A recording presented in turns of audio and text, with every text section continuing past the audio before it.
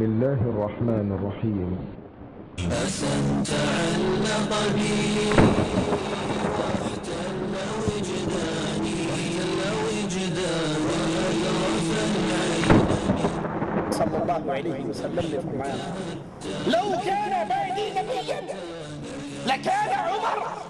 لوگو میں آخری نبی ہوں، میرے بعد نبوت ختم ہے، لیکن سنو اگر اللہ نے میری امت میں نبوت کو باقی رکھنا ہوتا خطاب کا بیٹا نبی بن کر. رسول کریم صلی اللہ علیہ وسلم نے فرمایا تم میں سے پہلی امتوں میں محدث ہوا کرتے تھے، سو اگر میری امت میں کوئی محدث ہے تو عمر ابن خطاب ہے. اللہ کے حبیب علیہ السلام نے عمر ابن خطاب سے کہا اللہ کی قسم اے عمر، جس راستے سے تو گزر جاتا ہے شیطان تیرے راستے کو چھوڑ دیتا. ایک کتاب پہ نظر پڑتی ہے جس پہ لکھا ہوا ہے بسم اللہ الرحمن الرحیم. اس کتاب کو لیتے ہیں، ان آیات کی تلاوت کرتے ہیں، اور وہ آیات کیا ہے؟ طه ما انزلنا عليك القرآن لتشقى إلا تذكرة لمن يخشى تنزيلا ممن خلق الأرض والسماوات العلى الرحمن على العرش استوى له ما في السماوات وما في الأرض وما بينهما وما تحت الثرى. طه ہم نے آپ پر یہ قرآن اس لیے نازل نہیں کیا کہ آپ مشقت میں پڑ جائیں، مگر یہ تو نصیحت ہے اس کے لیے جو ڈرتا ہے. یہ اس ذات کی طرف سے نازل ہوا جس نے زمین اور بلند آسمانوں کو پیدا کیا ہے. وہ رحمان ہے جس نے اپنے عرش پر قرار پکڑا ہے. جو کچھ ارض و سماوات اور ان کے درمیان اور جو ارض کی انتہائی گہرائی میں ہے ان سب چیزوں کا وہی مالک ہے. نحمده ونستعينه ونستغفره ونعوذ بالله من شرور أنفسنا ومن سيئات أعمالنا. من يهده الله فلا مضل له ومن يضلل فلا هادي له. أشهد أن لا إله إلا الله وحده لا شريك له وأشهد أن محمدا عبده ورسوله. أما بعد، أعوذ بالله من الشيطان الرجيم. بسم الله الرحمن الرحيم. طه ما أنزلنا عليك القرآن لتشقى إلا تذكرة لمن يخشى تنزيلا ممن خلق الأرض والسماوات العلى.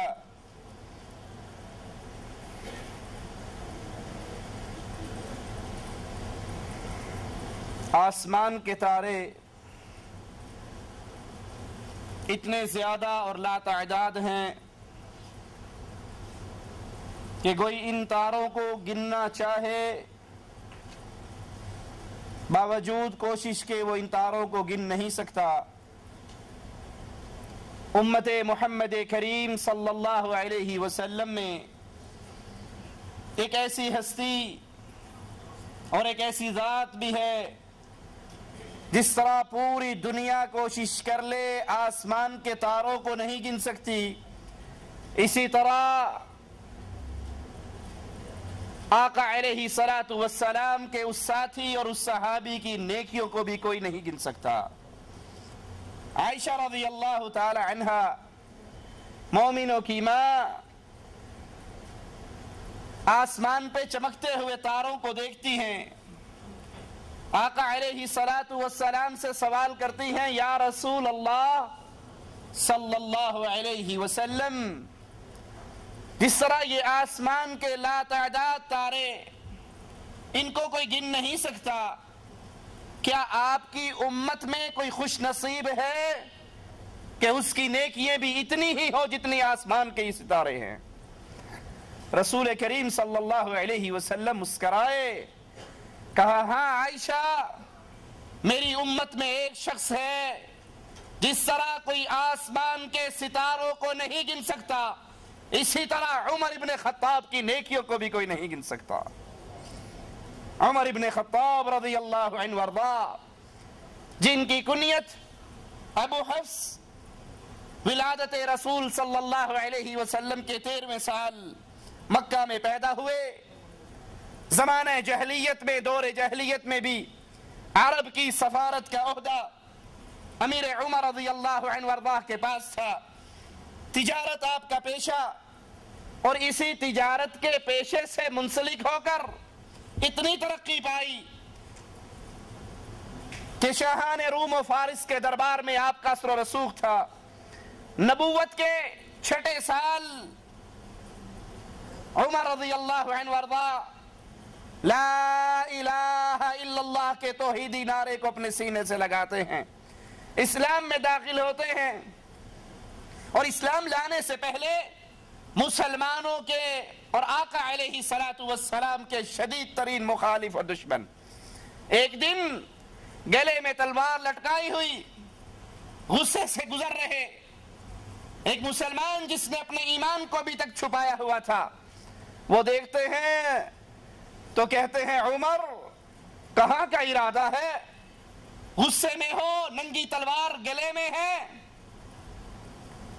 کہا آج میں محمد صلی اللہ علیہ وسلم کو قتل کرنے کے لیے جا رہا, نعوذ باللہ, کیونکہ اس نے ہمارے قریشی سرداروں کو بیوقوف گردانا ہے اور ہمارے معبودوں کے بارے میں غلط بات کہتا ہے, غلط جملے کہتا ہے, ان کی توہین کرتا ہے. اور یہاں پر اس جملے کو کبھی نہ بھولیے, رسول کریم صلی اللہ علیہ وسلم جن کے اخلاق سے پیارا اخلاق کسی اور کا, جن کی میٹھی اور شیریں زبان سے پیاری گفتگو اور زبان کسی کی نہیں. سائل کہتا ہے عائشہ رضی اللہ تعالی عنہا کو میرے نبی کا اخلاق کیسا تھا, مومنوں کی ماں, اہل ایمان کی ماں, جواب میں پوچھتی ہے کیا تو نے رب کے قرآن کو نہیں پڑھا؟ کہا مومنوں کی ماں قرآن تو پڑھا ہے. کہا پورا قرآن محمد کا اخلاق ہے صلی اللہ علیہ وسلم. اتنی میٹھی زبان والے, اتنے پیار والے, اتنی محبت والے, لیکن یاد کر لیجئے جب بھی لا الہ الا اللہ کا آوازہ لگے گا کہ لوگوں اللہ کے علاوہ کوئی الہ نہیں, کوئی مشکل کشا, حاجت روا, بگڑی بنانے والا, شفا دینے والا, رزق دینے والا, عزت دینے والا, موت دینے والا, زندگی دینے والا اللہ کے علاوہ کوئی نہیں, تو اہل شرک, اہل کفر اس کے جواب میں کہیں گے یہ ہمارے بزرگوں کو گالیاں دیتا ہے. آج بھی یہی اعتراض ہوتا ہے جب ہم لا الہ الا اللہ کی دعوت دیتے ہیں تو اہل شرک جواب میں کہتے ہیں یہ ہمارے بزرگوں کی توہین کرتا ہے. ہمیں تو چھوڑیے, ہم تو آقا امام کائنات, امام اعظم, امام الانبیاء جناب محمد رسول اللہ صلی اللہ علیہ وسلم کے مبارک قدموں سے اڑنے والی خاک کے ایک ذرے کے برابر بھی نہیں. لیکن جب امام الانبیاء نے, امام اعظم نے لا الہ الا اللہ کے آوازے کو مکہ کی گلیوں میں بلند کیا, اس وقت کے کفار نے بھی جواب میں وہی کہا تھا جو آج اہل توحید کو اہل شرک کہتے ہیں کہ یہ ہمارے بزرگوں کو گالیاں دیتا ہے, اور محمد صلی اللہ علیہ وسلم نے کسی کو گالی. کہا یہ ہمارے معبودوں کو برا کہتا ہے, ہمارے قریشی سرداروں کو بیوقوف سمجھتا ہے. آج میں اس کی گردن کاٹنے کے لیے جا رہا ہوں. وہ کہتے ہیں تو بڑی بری راہ پہ جا رہا ہے, تو بڑے خطرناک راستے پہ جا رہا ہے, کسی اچھے کام کے لیے نہیں جا رہا. جواب میں کہتے ہیں لگتا ہے کہ تو بھی مسلمان ہو چکا ہے, میں محمد صلی اللہ علیہ وسلم سے پہلے تیرا ہی کام سٹارٹ کیوں نہ کروں. کہا میری طرح بڑھنے والے, جس اسلام کے امام اور نبی کو مٹانے کا سوچا ہے وہ اسلام تو ہے خطاب کے بیٹے تیرے گھر میں داخل ہو چکا ہے. کہا کیا مطلب؟ کہا تیری بہن اور تیرا بہنوئی لا الہ الا اللہ پڑھ کر محمد کے مریدوں میں شامل ہو چکے ہیں صلی اللہ علیہ وسلم. وہیں سے اپنا راستہ پلٹتے ہیں, غصے کی کیفیت میں بہن کے دروازے پر پہنچتے ہیں, دروازہ بجاتے ہیں, دروازے پہ کھڑے اندر سے قرآن پڑھنے کی آوازیں آ رہی. آقا علیہ الصلوۃ والسلام کچھ مسلمانوں کو ابتدائی ایام میں دوسرے مسلمانوں کی کفالت میں دے دیا کرتے تھے اور ان کے ذمے ان کو قرآن کی تعلیم دینا ہوتی. قرآن کی آواز سنتے ہیں, دروازہ بجاتے ہیں, بہن پوچھتی ہے کون ہے؟ جواب میں کہتے ہیں خطاب کا بیٹا ہے. دروازہ کھلتا ہے, اپنی بہن کو مارنا شروع کر دیتے ہیں. اس مسلمان ہونے کی وجہ سے, اس کلمہ پڑھ لینے کی وجہ سے اپنے بہنوں ہی کو مارتے ہیں, بہن کو مارتے ہیں. یہاں کے بہن لہو لہان ہو جاتی ہے, لیکن جس کا عمر بیٹا تھا اس کی وہ بیٹی تھی. خطاب کا بیٹا عمر تھا تو بہن بھی تو عمر کی تھی. جواب میں کہتی ہے بھائی تیرا جی چاہے آج میری گردن کو قلم کر دے, میں کلمہ پڑھ چکی ہوں, میں اس سے پیچھے نہیں ہٹ سکتی. جب بہن کو خون آلود دیکھتے ہیں غصہ تھمتا ہے, گھر میں بیٹھتے ہیں. ایک کتاب پہ نظر پڑتی ہے جس پہ لکھا ہوا ہے بسم اللہ الرحمن الرحیم. اس کتاب کو لیتے ہیں, ان آیات کی تلاوت کرتے ہیں, اور وہ آیات کیا ہے؟ طه ما انزلنا عليك القرآن لتشقى الا تذكرة لمن يخشى تنزيلا ممن خلق الارض والسماوات العلى. اس کو پڑھتے ہیں, ایمان امیر عمر کے دل میں داخل ہو جاتا ہے. بے اختیار پکار اٹھتے ہیں اشہد ان لا الہ الا اللہ. وہ صحابہ جو اس گھر میں موجود تھے, گھر والوں کو قرآن کی تلاوت سکھا رہے تھے, وہ چھپی ہوئی جگہ سے باہر نکلتے ہیں اور بلند آواز میں اللہ اکبر کا نعرہ لگاتے ہیں اور کہتے ہیں عمر ابھی چند دن پہلے ہی ہمارے آقا جناب محمد الرسول اللہ صلی اللہ علیہ وسلم نے اللہ سے دعا کی تھی, اے اللہ اسلام کو عزت بخش, دو میں سے کسی ایک انسان سے, یا عمر ابن حشام کو لا الہ الا اللہ کی توفیق دے دے, یا عمر ابن خطاب کو مسلمانوں کی صف میں شامل کر دے. عمر ہمیں یقین ہے ہمارے نبی کی دعا تیرے حق میں اللہ نے قبول کر لی ہے. کہتے ہیں مجھے اپنے نبی کے پاس لے کر چلو. عمر ابن خطاب رضی اللہ عنہ وارضا رسول کریم صلی اللہ علیہ وسلم کے پاس آتے ہیں. دروازہ بجتا ہے, مسلمان اندر سے پوچھتے ہیں کون ہے؟ جواب میں کہتے ہیں عمر ہوں. مسلمان کچھ پریشان ہوتے ہیں کہ ننگی تلوار ہے, گلے میں لٹکی ہے, اور عمر کی بہادری کا کیا کہنا, عمر کی شجاعت کا کیا کہنا. آج کے دور کے ظالم امیر عمر کے ایمان کا بھی انکار کرتے ہیں, اس کی شجاعت کا بھی انکار کرتے ہیں. فاضل علوی ایک شیعہ ذاکر ہے, وہ کہتا ہے اس عمر نے رضی اللہ عنہ وارضا, ابو بکر عمر عثمان تینوں نے مل کر کسی کو ایک چاقو بھی نہیں مارا, تو بہن کو مارنے سے تو کوئی بہادر نہیں بنتا. لا حول ولا قوة الا باللہ. جنہیں بندے نا مسرت جگر دی تختی تے فاضل دے لفظ لکھ لے مر جانے یاد رسے. یہودی اپنے پاس کھچے, کتا نبی آ جائے, یہودی سوچے ابھی اگے تا رڈیا نا سائیں اور ہونے نبی آل جاندہ پیا. جتنے بندے رسول دے نال آئے نا انہاں کل ہور تے کسے جنگ وچ بندہ مویا کوئی. میں نے قرآن دی قسم غازی دا عالم سامنے جڑا بندہ میں نے کسے روایت وچ دکھایا نا بینہ رل کے بھی کسے نے چاقو مارے ہے.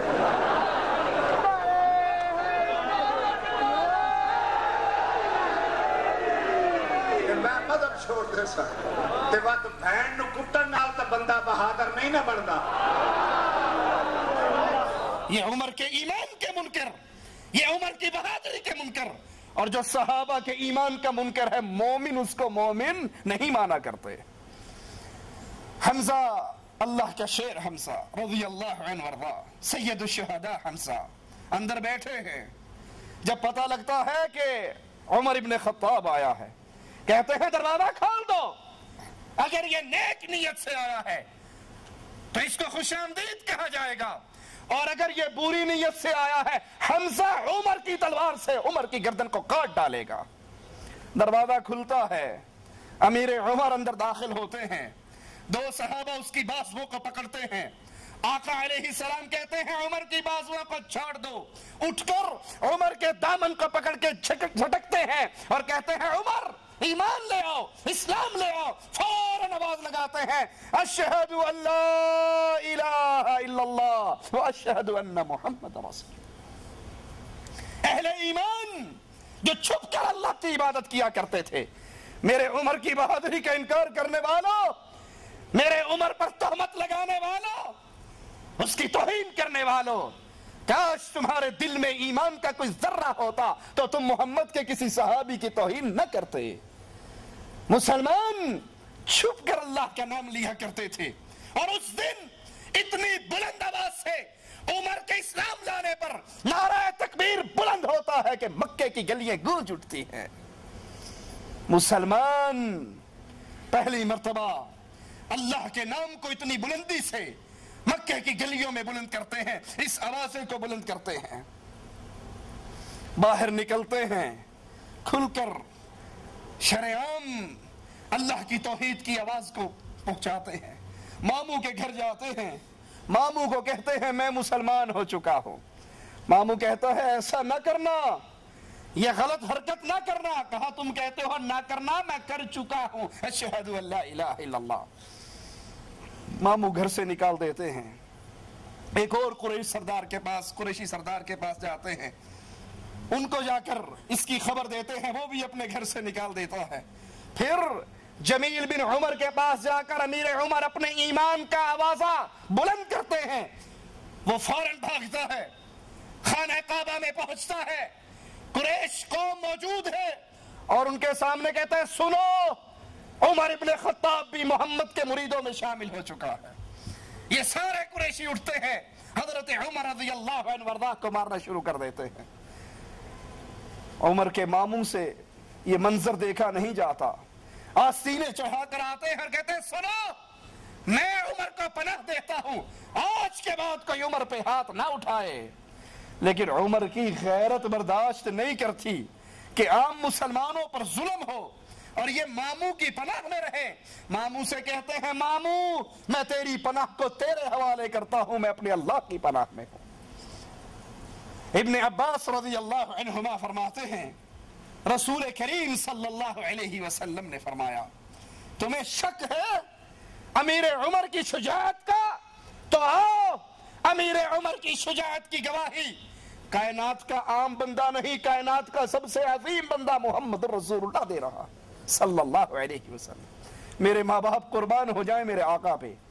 ابن عباس روایت کرتے ہیں رسول کریم صلی اللہ علیہ وسلم نے فرمایا مجھے کوئی ایسا مہاجر معلوم نہیں جس نے خفیہ طور پر چھپ کر ہجرت نہ کی ہو سوائے عمر ابن خطاب رضی اللہ عنہ کے. ہر مسلمان نے ہجرت کرتے ہوئے خاموشی سے، خفیہ طریقے سے چھپ کر ہجرت کی. خود ہمارے امام، ہمارے آقا امام الانبیاء بھی غار میں چھپے رہے ابو بکر رضی اللہ عنہ وارضاہ کے ساتھ. لیکن امیر عمر جب ہجرت کے لیے تیار ہوئے اپنے گھر میں گئے، اسلحے سے اپنے بدن کو سجایا، گلے کے اندر تلوار لٹکائی، تیر و کمان اٹھائی، نیزہ ہاتھ میں لیا، بیت اللہ میں آئے، بیت اللہ کا طواف کیا، مقام ابراہیم پہ نماز پڑھی، اور پھر قریشیوں کے مجمع کے پاس آئے.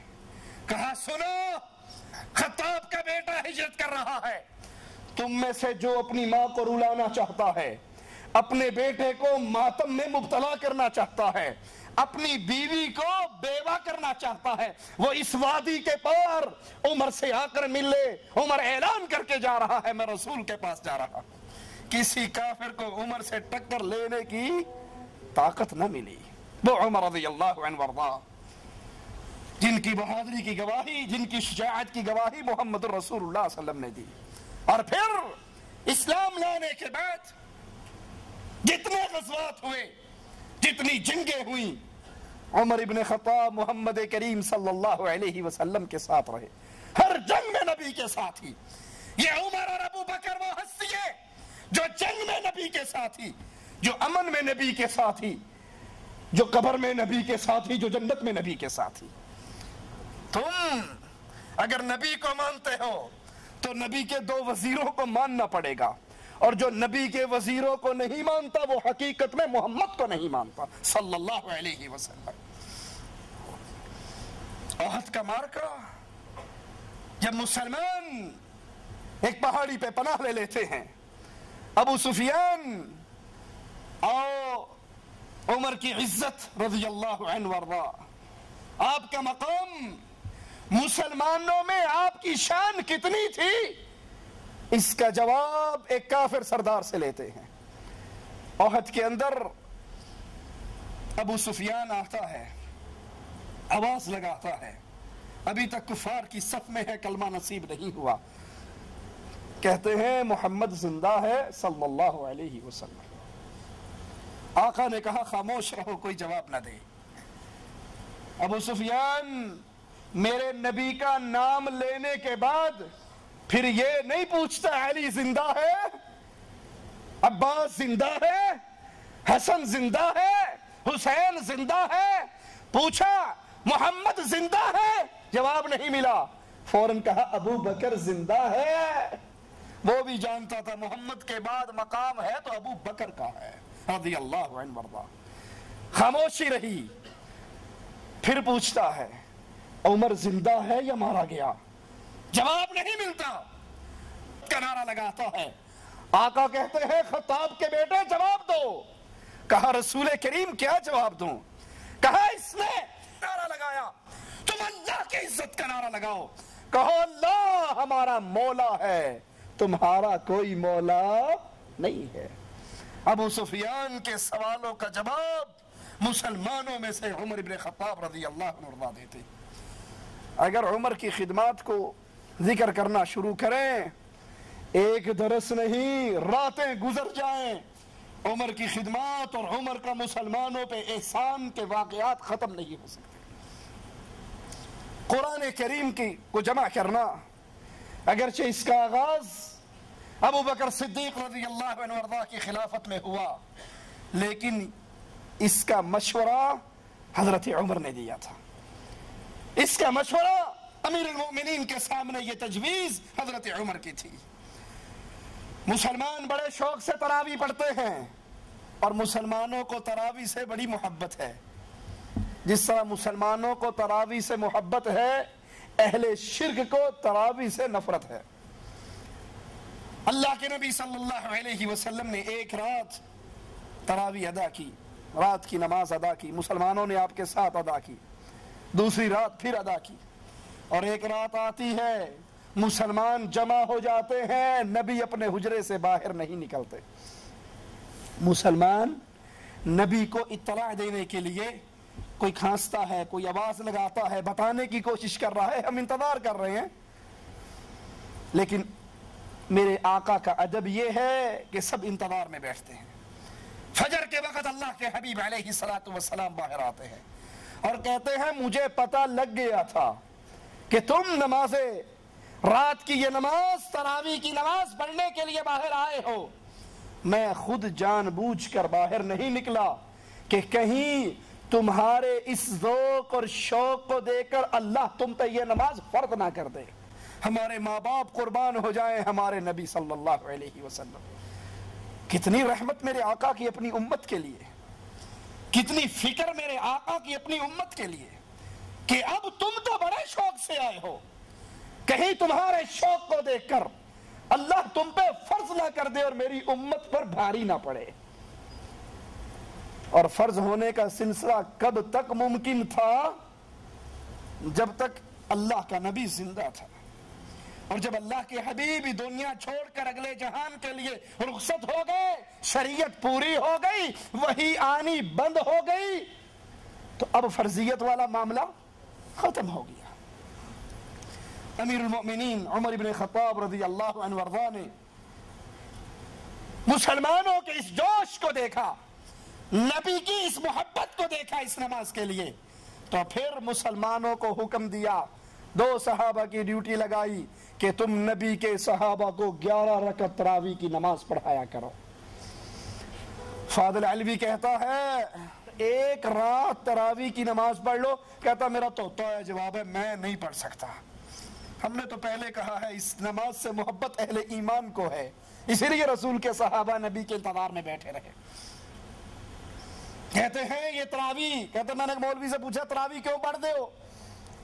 وہ کہتا ہے امیر عمر نے دیتی سی، پھر امیر المؤمنین کی شان میں توہین کرتے ہوئے یہ خبیث کہتا ہے وہ تو اور بھی بہت کچھ دیا کرتے تھے. انا للہ و انا الیہ. مینوں ساری کائنات مرشد کھڑا ہو کے آکھے نا فاضل الوی ایک رات تراوی پڑھ، میرا طوطا جواب میں نہیں پڑھا. میں ایک مولوی نو آکھیا گل سونا بندے دیا پترا، نہ رسول پڑھیے نہ سونے صدیق پڑھیے تے تسی ساری رات پریٹ کرا کرا کے بندے نو مار دیندے ہو، کہ تسی کتھوں لے ہیں؟ اے کہ سانو حضرت عمر دیتی ہیں. میں کہا وہ تو اور بھی بڑا کچھ دیندے سے. نہیں سنے ہاں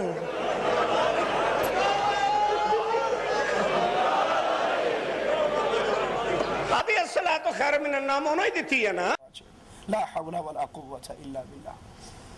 وہ امیر عمر رضی اللہ عنہ وارضا جو اللہ کے نبی کے پیارے آپ کے ساتھی، آج اس کی میری اور تمہاری گلیوں میں اس کی توہین کی جاتی ہے، اور توہین کرنے والے اپنے آپ کو مومن سمجھتے ہیں، اور جن کے ایمان کی گارنٹی امام الانبیاء نے دی تھی اس کے ایمان کا انکار کرتے ہیں. امیر عمر رضی اللہ عنہ وارضا نے یہ تراویح کی نماز با جماعت اپنے دور میں مسلمانوں کے اندر اس کی ڈیوٹی لگائی، صحابہ کی وہ جماعت کروایا کرتے. اسی لیے حضرت علی رضی اللہ عنہ وارضا فرمایا کرتے تھے اللہ عمر کی قبر کو روشن کرے، وہ رمضان میں ہماری مسجدوں کو روشن کر گیا. اللہ امیر عمر کی قبر کو روشن کرے، وہ رمضان کی راتوں میں اہل ایمان کی مسجدوں کو روشن کر گیا. آذان کے کلمات جب مسلمان مدینے میں پہنچے، کسی نے کچھ مشورہ دیا، کسی نے کچھ مشورہ دیا. امیر عمر رضی اللہ عنہ وارضا نے یہ آذان کے کلمات جو خواب میں دیکھے وہ رسول کریم صلی اللہ علیہ وسلم کے سامنے پڑھے. آپ کو یہ تجویز پسند آئی اور وہاں سے آذان کا سلسلہ شروع ہوا. یہی فاضل علوی شیعہ ذاکر علیہ من اللہ ما یستحق امیر عمر کی توہین کرتے ہوئے کہتا ہے کہ نماز اذان میں الصلاۃ خیر من النوم کا جو اضافہ ہوا ہے یہ عمر کی وجہ سے ہوا ہے، اس کے دور میں ہوا ہے، کیونکہ یہ عمر بہت کھایا کرتا تھا اور دیر تک سویا کرتا تھا، اس لیے پھر یہ اضافہ ہوا. اس کو جگانے کے لیے یہ الفاظ کہے گئے. اے بچہ اٹھیا ایک ساڑی قوم بچیاں دے ذہن دیکھو. سید ہے نا ماشاءاللہ، پھر تو موجہ ہی ہے. فرما رہے ہیں بچہ سیدزادہ کہ علوی صاحب الصلاۃ خیر من النوم کے بارے میں بتائیں. یعنی انہوں بھی ماسٹرہ نے کوئی ہور ہی لین دسی ہے، یعنی دکھی بچہ ہے نا. عزیز محترم نے سوال کیتا بیٹا دل دی تختی تے تویز بنا لائے الصلاۃ خیر من النوم. اے جڑے سن نا یعنی کہ یعنی ایک نہیں یعنی وڈے سارے کہتے کھاندے پیندے سی، بڑی دیر تے سوندے سی. بیٹھے ہو اور بھی بڑا کچھ کر دے سی. لا حول ولا قوة الا باللہ. انا للہ و انا الیہ راجعون. زکوٰۃ کی آمدنی کا اندراج کے لیے، اس کو جمع کرنے کے لیے امیر عمر نے بیت المال کا سلسلہ شروع کیا. جہاد اور جنگی خدمات کے لیے امیر عمر نے تمام غزوات میں شامل رہے، اور پھر ابو بکر رضی اللہ عنہ کے دور سے جو فتوحات کا سلسلہ شروع ہوا امیر عمر کے دور کے اندر وہ مزید پھیلتا رہا، یہاں تک کہ شام اور فلسطین کے دروازوں پر مسلمان پہنچے، عراق اور فارس کے دروازوں پر مسلمان پہنچے، اور مصر کی فتوحات کے دروازے یہیں سے کھلے. یہ امیر عمر کی خلافت کی ایک عظیم یادگار ہے. امیر عمر کے دور میں فوجی دفتر کی تربیت، رضاکاروں کے وظائف، یہ ساری ترتیبات مملکت کا نظام چلانے کے لیے یہ اس کا ابتدا حضرت عمر رضی اللہ عنہ وارضا کے دور سے ہوئی. زراعت کی ترقی کے لیے امیر عمر نے مسلمانوں کے ملکوں میں نہریں کھدوائی، کوفہ، بصرہ، موصل جیسے شہر امیر عمر نے آباد کروائے، اور جو ممالک فتح ہو گئے ان کو صوبہ جات میں تقسیم کیا، جیل خانہ قائم کیے، مناسب مقامات پر مسلمان فوجوں کی چوکیاں قائم کی، مختلف شہروں میں مہمان خانے تعمیر کروائے، تعلیم دین کے لیے علماء، قراء اور معلمین کا انتظام کیا، مکہ اور مدینہ کے درمیان ہر منزل پر چوکیے بنوائی اور چشمے جاری کیے، مسلمانوں کی خدمت کرتے رہے۔ امیر عمر یہ دنیا چھوڑ کے اللہ کے پاس گئے۔ یہ وہ ہستی ہے جو اکثر اپنے رب سے دعا کیا کرتی تھی۔ امیر المؤمنین اللہ سے مانگا کرتے تھے کیا؟ اللہم ارزقنی شہادتا فی سبیلک، اے اللہ مجھے اپنے راستے میں شہادت کی موت عطا فرما۔ اگلا حصہ دعا کا بڑا عجیب ہے، وَاجْعَلْ مَوْتِي فِي بَلَدِ رَسُولِكَ، مجھے اپنے راستے میں شہادت کی موت عطا فرما اور میری موت بھی مدینے میں واقع ہو۔ مدینہ تو مسلمانوں کا ملک ہے، شہر ہے، مسلمان فوجیں تو روم اور فارس سے ٹکرا رہی ہیں، امیر عمر شہادت بھی مانگ رہے ہیں اور مدینے سے باہر موت بھی نہیں مانگتے۔ اے اللہ مجھے شہادت عطا فرما اور میری موت مدینے کے اندر ہو۔ اللہ نے امیر المومنین کی اس دعا کو قبول کر لیا۔ فجر کی نماز پڑھا رہے، 26 ذی الحجہ کی صبح مسجد نبوی میں امیر المؤمنین عمر ابن خطاب رضی اللہ عنہ وارضاہ مصلی پہ کھڑے، ابو لؤلؤ مجوسی، فیروز نامی مجوسی، وہ 2 دھاری خنجر لے کر امیر المؤمنین پہ حملہ کرتا ہے اور آپ کو شدید زخمی کر دیتا ہے۔ امیر المؤمنین زخموں سے چور ہو کے گر جاتے ہیں۔ جب ہوش آتا ہے پہلا سوال کرتے ہیں امیر المؤمنین، غور کرنا، اللہ سب سے پہلے کہنے والے کو غور کرنے کی توفیق عطا فرمائے، اور پھر ہر اس کو جس کے دل میں عمر کی محبت کا سمندر ٹھاٹھے مار رہا ہے، کیا واقعی میں محبت عمر میں سچا ہوں یا جھوٹا ہوں؟ ہوش آتے ہی پہلا سوال، لوگوں کیا عمر نے نماز پوری کر لی تھی؟ میں دوران نماز زخمی ہوا تھا، میری نماز پوری ہو گئی یا رہ گئی؟ اگر رہ گئی مجھے اٹھا کر بٹھاؤ، میں اپنی نماز پوری کر لوں۔ جس کی نماز نہیں اس کا دین نہیں۔ کرکٹ میچ کے لیے نمازیں چھوڑنے والوں، ہاکی میچ کے لیے نمازیں چھوڑنے والوں،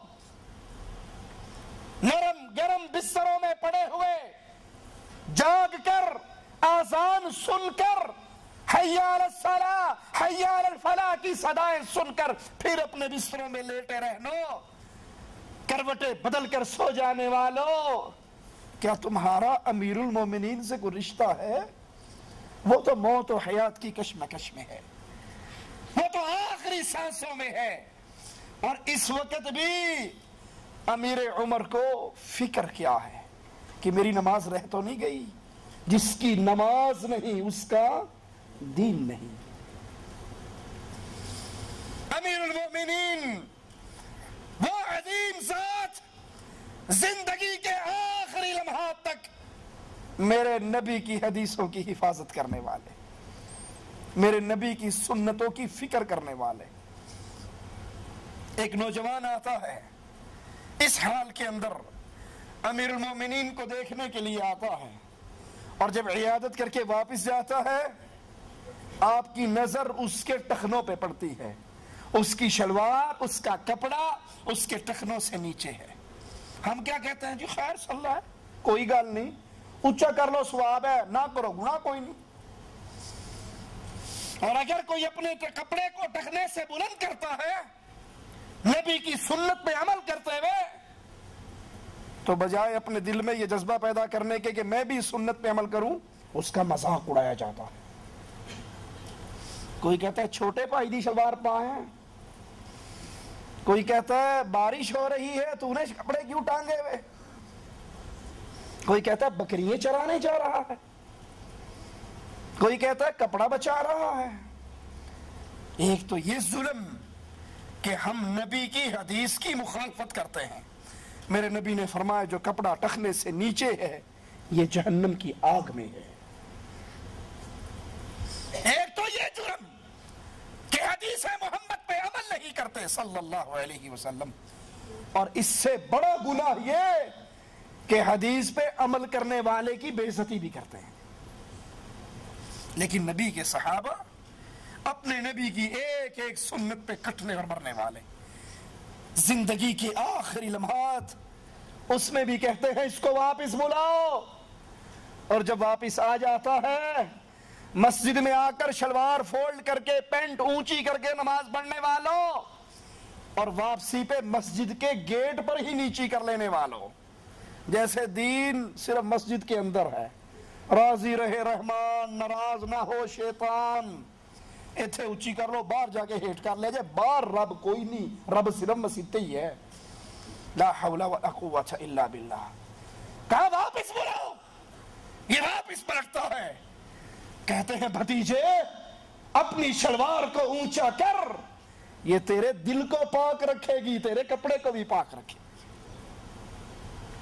بیٹا عبداللہ آتا ہے، امیر عمر کے سر مبارک کو اٹھا کر اپنی ران پہ رکھ لیتا ہے۔ امیر المؤمنین کہتے ہیں عبداللہ میرے چہرے کو اپنی ران سے اتار کر زمین پہ رکھ دے، میری گالوں کو مٹی میں لگا رہنے دے، ہو سکتا ہے میرے چہرے پہ لگی ہوئی مٹی کو دیکھ کر اللہ کو مجھ پہ ترس آ جائے اور میرے گناہوں کو معاف کر دے۔ کس کو فکر ہے معافی کی، کس کو ڈر ہے گناہوں کا، جس کو جنت کا ٹکٹ آقا نے زمین پہ چلتے ہوئے ہی عطا کر دیا تھا، اس کو فکر اپنے گناہوں کی معافی کی ہے۔ آخری لمحات میں میرے نبی کے اس صحابی کی سوچ، اس کے ایمان کی غیرت، محمد علیہ السلام کی محبت، اس کا منظر تو دیکھو۔ عبداللہ سے کہتے ہیں بیٹا جاؤ مومنوں کی ماں عائشہ کو سلام کہو، اور اسے یہ نہ کہنا کہ تجھے امیر المؤمنین نے سلام کہا ہے، بلکہ یہ کہنا تجھے عمر ابن خطاب نے سلام کہا ہے۔ لست امیر للمؤمنین بعد اليوم، آج کے بعد میں امیر المؤمنین نہیں ہوں، میرے آخری لمحات ہیں، عائشہ کو سلام کہو، اور اس سے کہو عمر تجھ سے آخری لمحات میں ایک درخواست کر رہا ہے، اور وہ درخواست کیا ہے؟ عائشہ میں ساری زندگی اپنے نبی کے ساتھ رہا، جنگوں میں نبی کے ساتھ رہا، نمازوں میں نبی کے ساتھ رہا، سفروں میں نبی کے ساتھ رہا، آج تجھ سے ایک بھیک مانگتا ہوں، مرنے کے بعد بھی محمد کے ساتھ دفن ہونے کو جی چاہتا ہے۔ عبداللہ جا کر ماں سے کہتے ہیں، مومنوں کی ماں رونے لگ جاتی ہے، کہتی ہے عبداللہ یہ جگہ تو عائشہ نے اپنے لیے رکھی تھی، سوچا تھا ایک میرے بابا کی قبر ہے، ایک میرے آقا کی قبر ہے، تیسری قبر میری بنے گی، لیکن عائشہ اپنے اوپر عمر کو فوقیت دیتی ہے۔ جاؤ عمر سے کہو مرنے کے بعد تجھے تیرے دونوں ساتھیوں کے ساتھ دفن کیا جائے گا۔ امیر عمر عبداللہ کو آتے ہوئے واپس آتے ہوئے دیکھتے ہیں، چہرہ جذبات سے سرخ ہو جاتا ہے، کہتے ہیں مجھے اٹھا کر بٹھاؤ۔ عبداللہ سے پوچھتے ہیں خوشخبری لے کر آیا ہے؟ کہتے ہیں ہاں بابا، مومنوں کی ماں نے وہ جگہ اپنے لیے رکھی تھی لیکن تجھے اپنے اوپر فوقیت دی ہے۔ کہا سنو، ہو سکتا ہے اس نے میری زندگی کی وجہ سے یہ بات کہہ دی ہو، مرنے کے بعد بھی جنازے کو لے جا کر اس کے دروازے پہ رکھنا، اگر وہ اجازت دے تو دفن کرنا، وگرنہ مسلمانوں کے قبرستان میں دفن کر دینا۔ وہ امیر المؤمنین عمر ابن خطاب رضی اللہ عنہ وارضاہ زندگی بھی نبی کے ساتھ گزاری، اور مرتے ہوئے بھی آخری فکر، آخری غم وہ یہی تھا کہ جس طرح زندگی میں کبھی ان سے دور نہ رہا، مرنے کے بعد بھی ان سے دور نہ رہا۔ سیدنا صہیب رضی اللہ عنہ وارضاہ نے جنازہ پڑھایا، وفات سے قبل فرمایا مجھے درمیانے درجے کا کفن دینا، کیونکہ اگر اللہ کے ہاں میرے لیے کوئی بھلائی ہے تو اللہ اس کفن سے اعلیٰ لباس مجھے عطا فرما دے گا۔ وہ امیر المؤمنین جو کہا کرتے تھے، اللہ کی محبت ان کے دل میں اتنی تھی، اللہ پر امید اتنی تھی، کہا کرتے تھے اگر آسمان سے آواز آئے میں نے ساری انسانیت کو پکڑ لیا، صرف ایک بندے کو بخشا ہے، مجھے اپنے رب سے امید ہے، وہ ایک بندہ عمر ابن خطاب ہوگا۔ اور اپنے رب کا ڈر بھی اتنا ہی تھا، کہا کرتے تھے اگر آواز پڑے ساری دنیا بخشی گئی ہے، ایک بندہ پکڑا گیا ہے تو ڈرتا ہوں کہیں پکڑا جانے والا عمر ابن خطاب نہ ہو۔ اللہ سے محبت بھی ہے، اللہ کا ڈر بھی ہے، اللہ کا خوف بھی ہے، اللہ پر امید بھی ہے، جس کی مالک کے خوف کی کیفیت یہ ہوا کرتی تھی، کہا کرتے تھے اگر دریائے فرات کے کنارے ایک پیاسا کتا مر گیا میری رعایا میں سے، میں امیر ہوں، میں مسلمانوں کا حاکم ہوں، میرے کنٹرول علاقوں میں اگر ایک بے زبان جانور بھی مر گیا ہو سکتا ہے کہیں اس کا سوال مجھ سے نہ ہو۔ آج اپنے ہی مسلمانوں کو اپنے ہی گولیوں سے چھلی کر رہے ہیں، اور ایک یہ وہ ہیں جن کی کیفیت جانوروں کے بارے میں بھی یہ ہے کہ اگر ایک پیاسا جانور مر گیا تو مجھے اپنے رب سے ڈر آتا ہے کہیں اس کا سوال مجھ سے نہ ہو۔ ابن عباس فرماتے ہیں اے عمر مجھے اپنے اللہ پر یقین ہے کہ آپ کے سامنے کوئی وحشتناک منظر مرنے کے بعد نہیں آئے گا سوائے ایک منظر کے جس کے بارے میں مالک نے کہا وَإِن مِّنكُمْ إِلَّا وَارِدُهَا، تم میں سے ہر ایک نے اس جہنم کے اوپر سے گزرنا ہے، اس کے علاوہ کوئی آپ کے اوپر پریشانی والا منظر نہیں آئے گا۔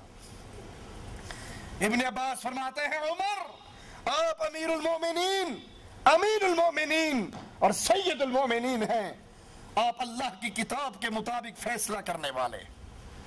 امیر عمر اللہ کی کتاب کے مطابق فیصلہ کرنے والے، اور اگر کہیں ان کا فیصلہ اللہ کی کتاب سے ٹکرا جاتا اپنی گردن جھکا کر اپنے فیصلے کو واپس لے کر غلطی کو تسلیم کر لیا کرتے تھے۔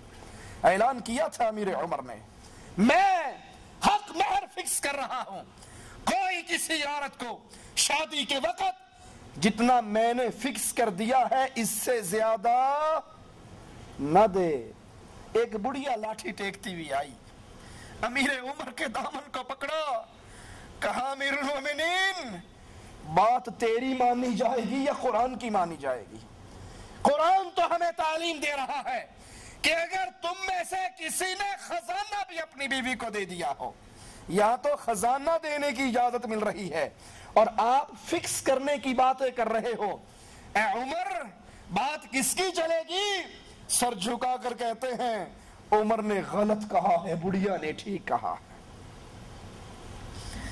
میرے رب کی آیات کو اپنے پیروں اور فقیروں کی باتوں پر ٹھوکر مار دینے والوں، میرے رسول کی حدیث کو سن کر یہ کہنے والوں گلتے ٹھیک ہے لیکن چیکے چنانچے چونکے ساڈا مذہب ایویں نہیں کہندا۔ ارے نبی کے مذہب کے علاوہ کوئی ہمارا مذہب بھی ہے؟ ہم تو پابند ہیں اس بات کے جو جبرائیل محمد پر لے کر آئے، اس کے علاوہ ہمارا کوئی اور مذہب نہیں۔ حدیث رسول سن کے پھر کہہ دیتے بات تو ٹھیک ہے، حدیث میں تو آیا ہے، لیکن آخر ہمارے پیر صاحب بھی تو بڑے پہنچے ہوئے تھے، ہمارے امام صاحب بھی تو کم نہیں تھے، اعلیٰ حضرت نے فرمایا تو کہیں نہ کہیں تو ہوگا۔ ارے وہ کسی سرنگ میں پڑا ہے جو ہوگا، اور یہ حدیث رسول روشن کی طرح واضح ہے، کس کو مانے؟ سر جھکا کر کہا لوگوں بڑھیا ٹھیک کہتی ہے، خطاب کا بیٹا غلط کہتا ہے۔ فیصلہ جاری کیا تھا امیر المؤمنین نے، اور فیصلے کے پیچھے نیت اچھی تھی، کوئی حج تمتع نہ کرے۔ نیت کیا تھی کہ لوگ عمرے کے لیے الگ سفر کریں، حج کے لیے الگ سفر کریں، اللہ کے گھر کی رونقیں سارے سال ہی بحال رہیں، حج تمتع میں ایک ہی سفر میں عمرہ بھی ہو جاتا ہے، حج بھی ہو جاتا ہے۔ کہا کوئی حج تمتع نہ کرے۔ لخت جگر عبداللہ ابن عمر اعلان کرتے ہیں لوگوں سنو، عمر کا بیٹا حج تمتع کی نیت کر رہا ہے۔ کہنے والوں نے کہا تھا اے عمر کے بیٹے تیرے بابا نے منع کیا ہے، تیرے بابا نے روکا ہے، کوئی حج تمتع نہ کرے، کوئی اور اس کی مخالفت کرے تو کرے، تو لخت جگر ہے، تو اپنے باپ کی بات کو کیوں ٹھکرا رہا؟ تیرا باپ بھی ہے، امیر المؤمنین بھی ہے، خلیفۃ المسلمین بھی ہے۔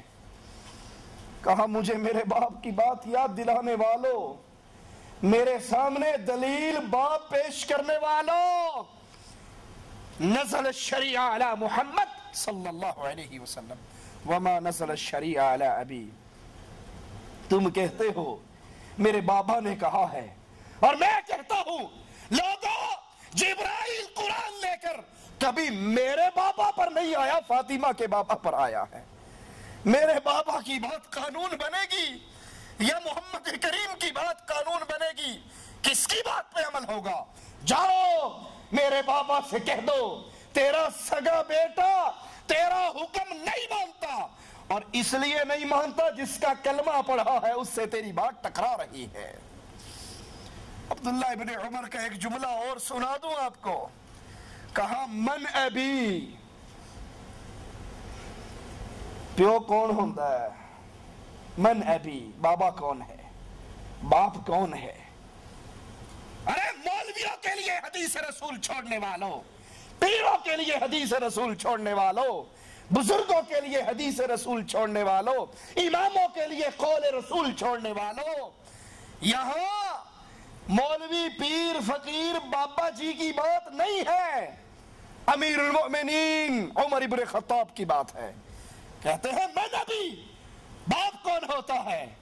اے عبداللہ تیرا بابا کوئی عام بابا نہیں ہے، تیرا باپ کوئی عام باپ نہیں ہے، رسول کا یہ صحابی عام صحابی نہیں ہے، ارے یہ تو وہ ہے جس کے بارے میں مومنوں کی ماں نے گواہی دی۔ قرآن ہمارے بستر پہ اترتا ہے، عمر کی رائے سے اترتا ہے۔ عمر زمین پہ چلتے ہوئے باتیں کرتا ہے، عرش والا کلام بنا کے اتار دیتا ہے۔ یہ وہی امیر المؤمنین ہے، یہ وہی عمر ہے جس نے کہا تھا آقا آپ کے گھر میں لوگوں کا آنا جانا رہتا ہے، اپنی ازواج کو پردے کا حکم کیوں نہیں دے دیتے؟ کہا عمر پردہ فرض کرنے والا اور فرائض کے احکامات اتارنے والا میرا اللہ ہے، اللہ نے فرض نہیں کیا میں کیسے فرض کر دوں؟ آسمان سے پردے کی فرضیت کے احکام نازل ہو جاتے ہیں۔ یہ وہی عمر ہے رضی اللہ عنہ وارضاہ، جس کی عظمتوں پہ ہمارے ماں باپ قربان ہو جائیں، جس نے کہا تھا آقا لوگ شراب پی کے نماز پڑھنے آتے ہیں، آپ شراب کو حرام کیوں نہیں کر دے دیتے؟ آج تو قوال مزے لے لے کر قوالی گاتا ہے، نیچے سبحان اللہ کی آواز آتی ہے میں شرابی میں شرابی، اور اس میں شرابی کی قوالی کو بھی ثواب سمجھ کے لاہور کی بسوں میں تبرکن صبح صبح لگایا جاتا ہے۔ لا حول ولا قوت الا باللہ۔ آقا اس شراب کو حرام قرار کیوں نہیں دیتے؟ کہا عمر رب نے حرام نہیں کیا میں کیسے کر دوں؟ آسمان والا شراب کی حرمت کی آوازیں اتار دیتا ہے۔ یہ وہی عمر ہے جس نے کہا تھا آقا مقام ابراہیم پر نماز پڑھنے کو جی چاہتا ہے، آسمان والا مقام ابراہیم پہ نماز پڑھنے کے احکام اتار دیتا ہے۔ یہ وہی عمر ہے رضی اللہ عنہ وارضاہ، جس نے بدر کے موقع پہ کہا تھا آقا قیدی آئے ہیں، میرے بھی ہیں پرائے بھی ہیں، ان سے جزیہ نہ لو، جزیہ لے کے رہا نہ کرو، میرے حوالے کرو، ابو بکر کے اس کے حوالے کرو، عثمان کے اس کے حوالے کرو، ہم اپنے رشتہ داروں کی گردنوں کو کاٹ کر آج اعلان کر دیں جو محمد کا نہیں ہے وہ ہمارا بھی نہیں ہے صلی اللہ علیہ وسلم۔ وہ امیر المومنین اللہ کے حبیب علیہ الصلوۃ والسلام نے उमर इब्न खत्ताब के मशवरे को ना माना, अबू बकर के मशवरे को मान लिया। थोड़ी देर गुजरी, देखा अबू बकर भी रो रहे हैं, मोहम्मदुर रसूलुल्लाह भी रो रहे हैं सल्लल्लाहु अलैहि वसल्लम। कहते हैं आका आपको किसने रुलाया है, मैं भी रोऊं, मुझे बताओ क्यों रो रहे हो, हम भी रोएं। कहा उमर जो तूने फर्श पे फैसला किया था वो रब ने अर्श पे फैसला किया था, जो तूने सोचा था वही मालिक ने कहा था, वो अमीरुल मोमिनीन।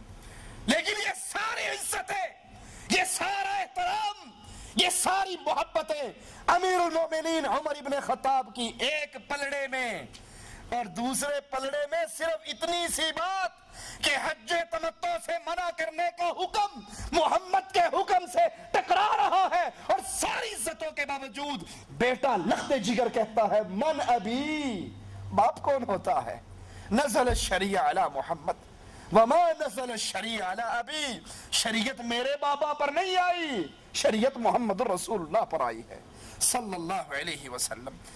इब्ने अब्बास कहते हैं उमर आप अल्लाह की किताब के मुताबिक फैसला करने वाले और तकसीम में इंसाफ करने वाले अमीरुल मोमिनीन, ये अल्फाज सुनते हैं दिल को तसल्ली होती है, उठकर बैठते हैं और कहते हैं इब्ने अब्बास क़यामत के दिन इन बातों की गवाही रब के सामने देगा, इन बातों की गवाही क्या क़यामत को भी देगा।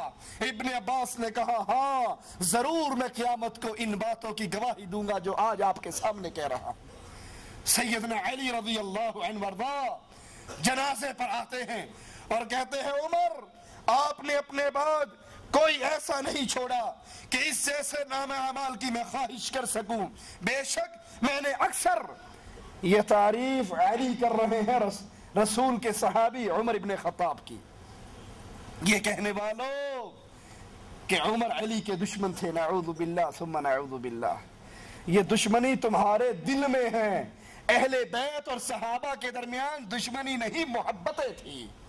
अरे अगर अली की दुश्मनी उमर से होती, अपनी बेटी का निकाह उमर से क्यों करते? जाओ ये तो आज भी जाकर अपने गलियों चौराहों में पूछ लो, अपनी बेटी जो जिगर का टुकड़ा हुआ करता है कोई अपने दुश्मन को दे सकता? और वो अली है जिसके बारे में ये भी नहीं सोचा जा सकता कि उसने डर के दे दी होगी, वो शेर खुदा है। बकौल तुम्हारे ऐलानात हम अली को अल्लाह का असद मानते हैं, अल्लाह का शेर मानते हैं। तुम अगर अली और उमर के दरमियान बगावत, बुग़्ज़ और नफरत की बातें करते हो, क़यामत की दीवारों तक इस एक सवाल का जवाब तुम्हारी पूरी जमात नहीं दे सकती। अगर अली की उमर से दुश्मनी थी, अपनी लाडली बेटी को उमर के निकाह में क्यों पेश किया? उमर को अपना दामाद क्यों बनाया? वो अली कहते हैं कि लोगों मैंने अपने रसूल सल्लल्लाहु अलैहि वसल्लम को अक्सर ये कहते हुए सुना कि मैं अबू बकर और उमर निकले, अबू बकर और उमर और मैंने ये किया, मैंने और अबू बकर और उमर ने ये काम किया। जिस तरह अल्लाह के हबीब आपको अपनी जिंदगी में हर बात में और हर मामले में शरीक फरमाते, मुझे पहले ही यकीन था कि अल्लाह आपको इन दोनों के साथ जगह अता फरमाएगा। सैयदना उस्मान और सैयदना अली का फरमान है, जो कोई अमीन और कवी को देखना चाहता है वो उमर फारूक को देख ले। सैयदना उस्मान रज़ी अल्लाहु अन्हु वरदा फरमाया करते थे, उमर का बातिन उमर के जाहिर से ज्यादा खूबसूरत था। बातिन और जाहिर के अंदर अक्सर लोगों में फर्क होता है, जाहिर तो खूबसूरत बना लेते हैं और बातिन कम ही किसी का खूबसूरत होता है। अल्लाह तुझे तेरे प्यारे नामों का वास्ता है, हमारे बातिन को भी साफ कर दे, हमारे जाहिर को भी साफ कर दे। सैयदना उस्मान कहते हैं अमीर उमर का बातिन अमीर उमर के जाहिर से ज्यादा खूबसूरत था और हम में से कोई भी उसके मिसाल का नहीं है। सैयदना अली फरमाते हैं अल्लाह ताला ने अबू बकर उमर को क़यामत तक आने वाले सुल्तानों के लिए हुज्जत बनाया। अल्लाह की कसम वो दोनों सबकत ले गए اور بعد والوں کو سخت مشکل میں چھوڑ گئے. ان کی یاد میں امت مغموم رہے گی, غم کے اندر رہے گی. سیدنا طلحہ اور سعد بن ابی وقاص فرماتے ہیں اللہ کی قسم ہم اسلام لانے میں تو پہل کرنے والے تھے, ہم ہجرت کرنے میں پہل کرنے والے تھے, لیکن عمر دنیا میں ہم سے زیادہ زاہد تھے اور آخرت کے بارے میں وہ ہم سے زیادہ راغب تھے. ابو عثمان فرماتے ہیں کہ انہوں نے سیدنا عمر کی چادر میں چمڑے کے پیوند دیکھے. یہ کہنے والوں کہ عمر نے علی کی خلافت کو چھینا تھا, غصب کیا تھا. کبھی یہ تو سوچو عمر نے اگر خلافت کو غصب کیا تو اپنے لیے کیا بنایا, اپنے لیے کیا اکٹھا کیا, اپنے لیے کون سے آرام کا سامان پیدا کیا. ابو عثمان گواہی دے رہے ہیں میں نے عمر کی چادر کو دیکھا, وہ چادر پھٹ گئی تو چمڑے کا ٹکڑا لگا کر وہاں پر پیوند لگا لیا. انس فرماتے ہیں کہ عمر فاروق کے دونوں کندھوں کے درمیان, دو کندھوں کے درمیان 4 چمڑے کے ٹکڑوں کا پیوند لگا ہوا. انس فرماتے ہیں میں نے اپنی آنکھوں سے دیکھا. اگر بقول تمہارے عمر ابن خطاب نے اپنی ذات کے لیے حکومت کو چھینا تھا, اکٹھا کیا, اس کی فقیری کا تو یہ عالم. جب بیت المقدس کی چابیاں لینے کے لیے چلے, ایک غلام کو اپنے ساتھ لیا, آدھی دنیا کا فاتح, آدھی دنیا پر لا الہ الا اللہ کے پرچم کو لہرانے والا, اپنے نہیں پرایوں نے, کفار نے گواہی دی اگر مسلمانوں کے پاس ایک عمر اور ہوتا پوری دنیا پہ لا الہ الا اللہ کا جھنڈا چھا جاتا. ایک غلام کو لے کر جا رہے, اور یہ نہیں کہ غلام چل رہا ہے اور امیر سوار ہے, اس کے ساتھ فاصلہ طے کر لیتے ہیں. کچھ سفر امیر عمر سواری کرتے ہیں, غلام مہار پکڑ کے چلتا ہے, پھر امیر المؤمنین آدھی دنیا کے فاتح وہ مہار پکڑ کے چلتے ہیں, غلام کو سواری پہ بٹھا دیتے ہیں. کوئی عمر کی مثال کہاں سے لائے گا. اور جب کفار کے علاقے میں پہنچے, اللہ کی شان, اس وقت سواری کرنے کی باری غلام کی تھی. غلام نے کہا امیر المؤمنین اب تو کافروں کا علاقہ آ رہا ہے, میں اپنی باری آپ کو دیتا ہوں, قربان کرتا ہوں, اللہ کا واسطہ ہے آپ نیچے نہ اتریے وگرنہ ہماری بےزتی ہوگی کہ امیر المومنین کا غلام سواری کر رہا ہے اور خود اس کے خادم بن کر آگے چل رہے ہیں, آپ اوپر سوار رہیے. جواب میں کہتے ہیں اے میرے ساتھی, یہ کہنے والے کہ کفار کیا کہیں گے, عزت آسمان سے اترتی ہے, دنیا کی چیزوں میں نہیں ہے. اب تیری باری سواری کرنے کی ہے اور امیر المومنین کی باری آگے چلنے کی ہے. عیسائیوں نے دیکھا امیر المومنین کو آتے ہوئے تو پوچھتے ہیں یہ جو آ رہے ہیں یہ 2 خبر دینے کے لیے آ رہے ہیں کہ پیچھے امیر المومنین کا دستہ آ رہا ہے. کہا نہیں, یہ امیر المومنین خود آ رہے ہیں. کہا اچھا جو یہ اونٹ پہ سوار ہے یہ تمہارا امیر المومنین ہے؟ کہا نہیں, یہ اس کا غلام ہے اور وہ ہار پکڑ کے نیچے چل رہا ہے. اب اس کی باری چلنے کی تھی, غلام کی باری سواری کی تھی. چابیاں لا کے امیر عمر کے قدموں میں ڈال کر کہتے ہیں جو اپنے غلاموں سے یہ سلوک کرتا ہے وہ ہم سے بھی برا سلوک نہیں کرے گا. بغیر لڑے ملک فتح ہو جاتے ہیں. وہ عمر رضی اللہ عنہ وارضا, انس کہتے ہیں میں نے اس کے 2 کندھوں کے درمیان چمڑے کے 4 ٹکڑوں کا پیوند دیکھا. حضرت عتبہ فرماتے ہیں میں نے سیدنا عمر کا کھانا دیکھا, روٹی کے ساتھ زیتون تھا اور ایسا بدمزہ وہ کھانا تھا کہ میں ایک لقمہ بھی اپنے حلق میں نہیں اتار سکا. میں نے کہا امیر المومنین آپ کے پاس دسترخوان نہیں, مائدہ نہیں, اچھا کھانا نہیں. آپ نے جواب میں کہا کیا جس مائدے کی مجھ سے بات کرتا ہے سب مسلمانوں کے پاس ہے؟ جب سب مسلمانوں کے پاس نہیں ہے تو مسلمانوں کا امیر عام مسلمانوں سے زیادہ اچھا کھا کر رب کو کیا منہ دکھائے گا؟ جب سب کے پاس نہیں تو میں دنیا کی زندگی کی لذتوں میں نہیں پڑ سکتا. ایام خلافت میں لوگوں کے گھر جا کر امیر المؤمنین کام کر دیا کرتے اور راتوں کو گشت کیا کرتے.